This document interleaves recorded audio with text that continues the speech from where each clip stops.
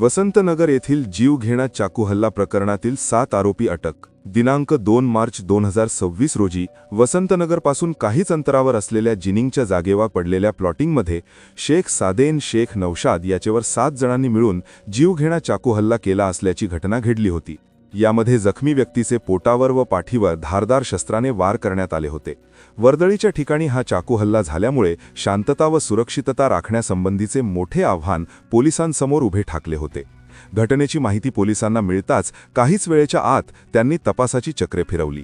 यामध्ये स्थानिक गुन्हे शाखा कॅम्प पुसद येथील सहाय्यक पोलीस निरीक्षक धीरज बांडे, पोलीस उपनिरीक्षक शरद लोहकरे व त्यांच्या संपूर्ण टीमने घटनेच्या काहीच तासाच्या आत पळून जाण्याच्या बेतात असलेल्या मोहम्मद रेहान अब्दुल रहमान वय 19 वर्ष, शेख फैजान शेख मोहम्मद वय 18 वर्ष, सय्यद अनीस सय्यद अयाज वय 23 वर्ष वरील तिघेही राहणार खडसे मैदान वसंतनगर, शेख हाफिज शेख मजीद वय 20 वर्ष राहणार हमीदा मस्जिद या चौघांना मामा चौक पुसद येथून ताब्यात घेतले.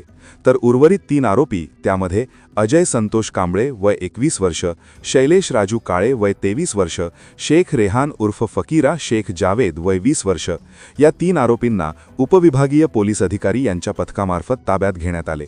घटनेतील 7ही आरोपींना दिनांक 3 मार्च 2026 रोजी विद्यमान न्यायालयात हजर केले असता 2 दिवसांचा पोलीस कस्टडी रिमांड देण्यात आलेला होता. सदर घटनेसंदर्भात अल्पवयीन मुलाने दिलेल्या फिर्यादीवरून गुन्हा दाखल करण्यात आला आहे.